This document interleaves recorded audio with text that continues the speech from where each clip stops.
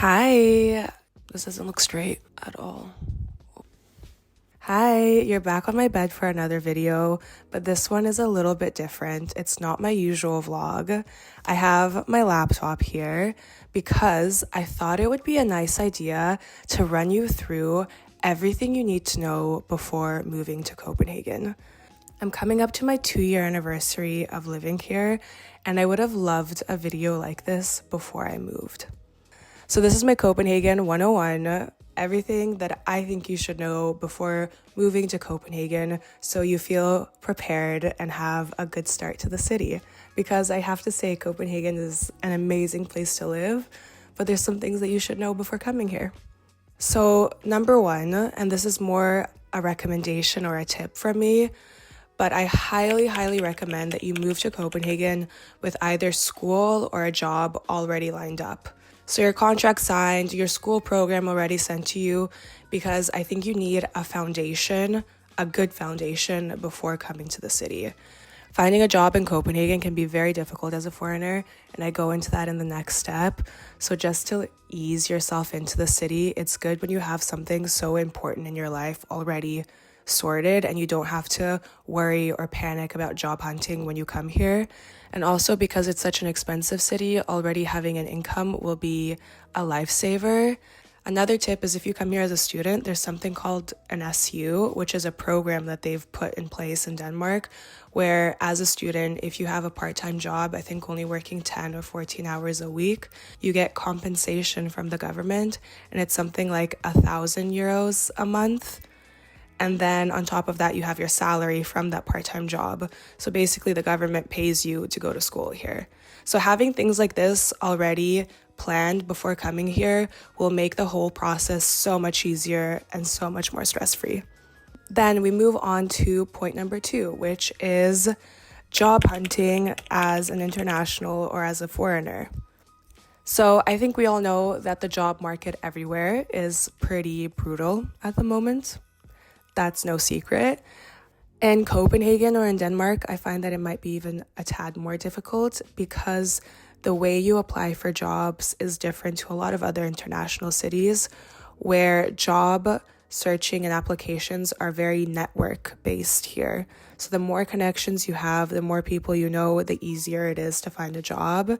And I've noticed a lot of times you won't even see job roles published online, yet these roles are filled because it's all like word of mouth. Someone knows someone who gets the job.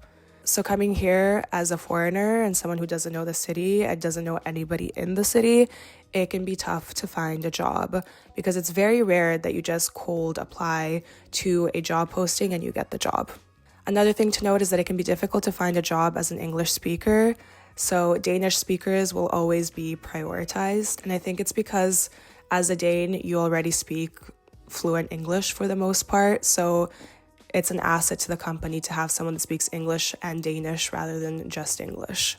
Don't get me wrong, there are companies here that are mainly English speaking, but knowing Danish can be a very big asset. So my biggest takeaway with finding jobs here, and I've seen it with a lot of my friends, is really just to network. The more people you know, the better, and you need to get your foot in the door in that way. That's why I gave the recommendation to come here with a job already planned, because it can be stressful when you go months without being able to land a job.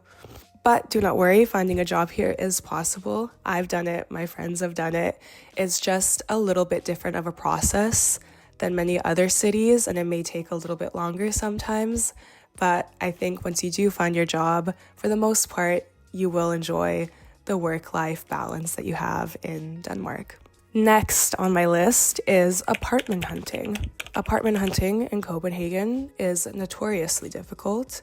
The demand for apartments is high, the availability is low. Copenhagen is a small city, there aren't that many apartments on the market. So it's a tough game out there. It took me about a year, I want to say, to find my place, which is a very long time. I do have to admit, though, I was very picky. I knew exactly what I wanted, and I did not want to settle for anything less, even though I did have to make some compromises with the apartment that I have now. But I'm very happy with it. So again, it's possible to find a very good apartment. It's just a mad hunt for one. So when it comes to apartment hunting in Copenhagen, first thing you need to know is where to look for apartments. You do have apartment renting websites. So the big one here is called Bollig Portal. I think this is the most well-known one, but you have other websites like Leie Bollig. And special note when using these apartment websites is that you actually have to pay a subscription to use them fully. So when you're on these websites, you can view apartments no problem, but if you want to contact the landlord or the company that's renting out the apartment, you need to have a profile and you need to be subscribed in order to establish that communication. I think subscriptions are around 50 euros a month. But then that kind of gives you that stamp of authenticity that you're not getting scammed and that these are genuine apartments that are on the market to be rented. This shocked me a little bit when I moved here because I've lived in quite a few different cities and I've never had to subscribe to look for an apartment and pay a monthly fee to like contact landlords. So it's a very weird thing that they have here, but it's very normal, and a majority of these websites you do have to subscribe to be able to use them. And then another good place to look for apartments is Facebook. I can put some groups up on the screen. This is where I recommend to look for rooms for rent. So if you're not looking for a whole place for yourself, but you just want to have a shared apartment and a room that you rent inside of an apartment, Facebook is the place to go. There's ads posted every single day. You need to be fast when messaging because these rooms go very quickly because, like I said, the demand is high. But it's a great place to look. I have lots of friends who have found their rooms on Facebook. Just be careful of scams on Facebook, but I mean, use your common sense. Do not sign anything until you've seen the apartment. Be thorough with looking over the contract, all of those things, and you should be fine. But those are my top places to find an apartment in Copenhagen. So then, let's say you find an apartment you like, and you go to view it. There's some things that you should keep in mind when viewing apartments in Copenhagen because the reality versus the posts that you probably see online can be very different. The first thing that shocked me so much is that the square meterage that they put on the posting is not the same as the actual square meterage of the apartment when you go see it. That is because when they put the total square meters of the apartment, they will often include things like the staircase outside of the apartment, or the balcony that's outside of the apartment, or the hallway outside of the apartment, and they add this in the total square meters of the apartment, which makes no sense to me. But I've had situations where I've seen a posting and it says that the apartment is 40 meters squared, and I go and view the apartment and it's a tiny little 20 square meter studio because they've added all of these additional things that are not actually a part of the real apartment. So take care of that. Other things you may notice when you're looking for apartments in Copenhagen is the classic Copenhagen shower, where you literally have your shower head over your toilet. This is so common. It scared me a little bit at first to see showers like this, but you get used to it and you need to compromise sometimes because trust me, unless you have an unlimited budget, you will not find the perfect apartment in Copenhagen. And then other things that are very typical here is, for example, lack of storage space, or not having a dishwasher, or having a washer dryer not in the apartment but in the building. So these are all things to watch out for when viewing an apartment. Next thing is, say you find your dream apartment and it's time to sign the contract. You need to know your contract types. It's very common in Copenhagen to start with a 1 or 2 year contract with the possibility of renewal. They do this because then the landlord has a little bit more rights. Because here, if you're locked into a rolling contract or a permanent contract, you as the renter have a lot of power and you can't be kicked out whenever you want, etc., etc. So a 1 or 2 year contract kind of protects the landlord to start with. But it's very normal. Contracts here are usually also in Danish, so make sure you translate everything very well before signing. Another thing to note about apartments is the typical notice period here is 3 months. So you have to give 3 months notice before you move out, which is quite a long period. I'm typically used to a 1 month notice, so that came as a big surprise here. It's usually 3 months for an apartment and 1 month for a room, just because a room isn't like a fully owned private property. but keep that in mind when you're signing the contract. And of course, depending on who your landlord is, you might have the potential to change that. Okay, last thing to note on apartments, and one that shocked me quite a bit, is deposits here in Copenhagen or in Denmark in general. The standard deposit to put down on an apartment is 3 months. And then on top of that, you're usually expected to put another 3 months of prepaid rent. So you're putting down 6 months of rent upfront when you move into an apartment, which is mind-blowing to me. So you need to have your savings locked in before moving here, because it's a lot of money that you're putting down before actually getting your apartment. This, of course, varies from company to company, landlord to landlord. Sometimes they won't ask for prepaid rent. Sometimes they'll ask for only 1 month of prepaid rent. But typically, it's always 3 months deposit and then that additional prepaid rent that you have to put on top. This does vary for rooms. Rooms usually you pay less deposit, or you only pay 1 month of prepaid rent just because it's a room, it's not a full apartment. But that is something to know before moving here. You're putting down a lot of money for an apartment. But I think we've now covered everything you need to know for apartment hunting in Copenhagen. So next thing I want to talk about is cost of living, because Copenhagen is expensive, as you've probably heard. Of course, I do have to say salaries here are higher, so I think at the end of the day, it all balances out. But it might come as a shock to you when you move here. The first thing that might be a shock is the fact that taxes are so high here. So your paycheck at the end of the month, half of it goes to taxes, which is very disappointing to see, but that's the reality here. But then again, you have free public health care here that's very good. I mean, the resources in the city are all very good, so I guess all those taxes are worth it. Going out to eat here for nice dinners or even cafes during the day can also be quite expensive, especially if you're doing it very often. I've noticed myself that my lifestyle has changed quite a lot since moving here, so I don't go out to eat to nice restaurants as much as I used to. I prefer a home-cooked meal much more, just because it's not sustainable to be going out to eat all the time. For example, if you go out to a restaurant, you order a wine, the starting price for a bottle of wine is usually 50 euros. That's the minimum. To be honest, alcohol in general is quite expensive here. Or another example is if you go out to a cafe to order a coffee, a cappuccino is usually around 6 euros. A matcha though, don't even get me started. A matcha is roughly 10 euros. Which is crazy. I started making matchas at home because they're just too expensive to have outside. You, of course, have public transport here. I feel like it's quite fairly priced. The metro is around 3 euros per trip, which I think is fair, but of course it adds up when you're constantly using it. So that's why everyone bikes here, and then your transport cost is free. A secondhand bike here is usually around 1,000 krona, so a little over 100 euro. So that's roughly the cost of living in Copenhagen. It can be very expensive. So I find that people here prioritize time at home a lot more often rather than going out. So when moving here, you might see a little bit of a lifestyle change.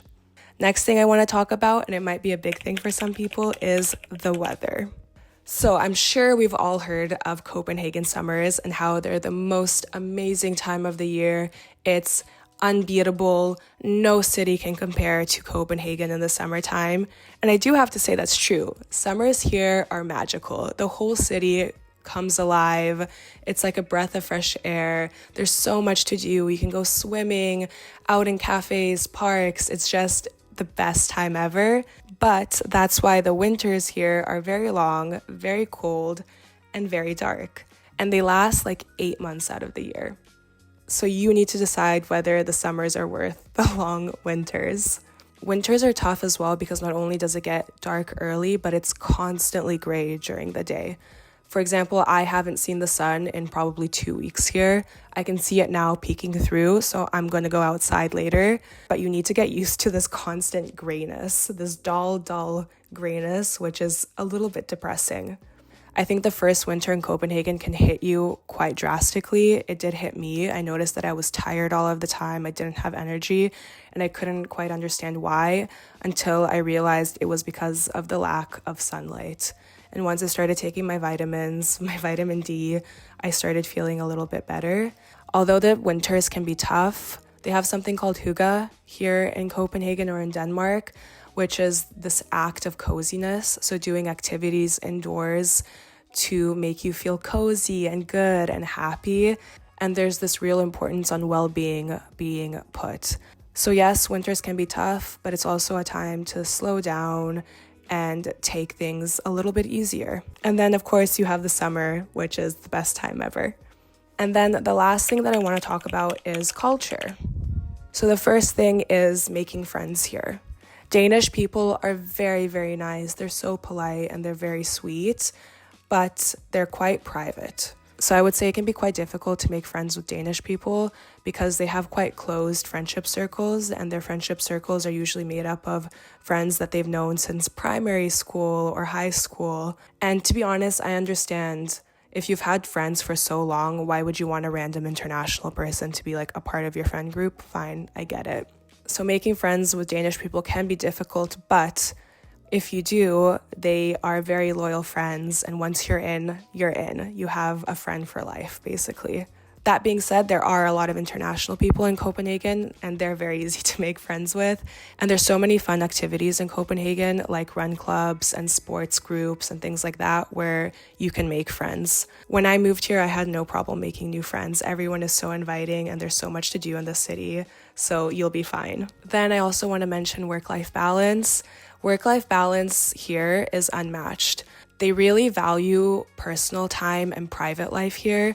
So a typical working contract here is 37 hours, which is different from the usual 40-hour work contract. And that means 9 to 5 usually, and then Fridays are shorter hours, even though on Fridays people will literally leave the office at 3. So people here really value their time outside of work. You're not supposed to be contacted outside of working hours either.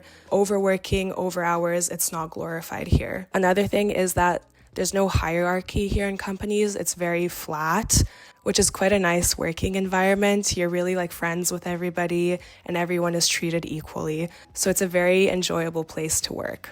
And then the last thing that I want to speak about when it comes to culture is the pace of life here and a slower way of living. I find that the pace of life in Copenhagen is much slower than other capital cities.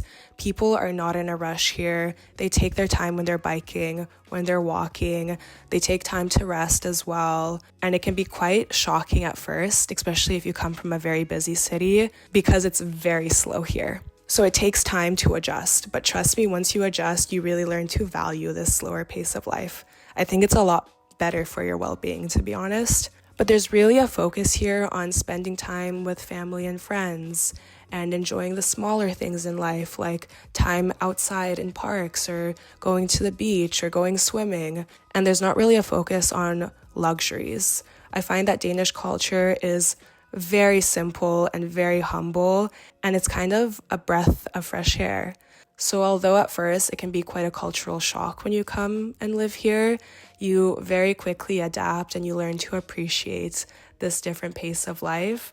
And honestly, I feel like my mindset has completely shifted since moving here, and I have different priorities and values and more of a focus on my quality of life. So it's very nice. But that was my Copenhagen guide. I feel like I've covered all the important things that you should know before moving to Copenhagen. But honestly, it's so easy to move here. It's such an organized place to live. There's clear processes for everything. You go step by step and you work it all out. Like I said, I've been here for almost 2 years and I'm so happy here. I'm so happy with the life that I've built here, the friends that I have, the relationships that I've made, the routines as well that I've made. And it's such a beautiful place to live. So I hope that I've covered everything now and that I've given you an idea of what it's like living here and you feel a little bit more prepared before making the move. Or maybe this has helped you make the decision of whether Copenhagen is the place for you. Anyways, I hope you've enjoyed this video and let me know if you enjoy this style of sit down talking videos because it was quite fun to film. Bye!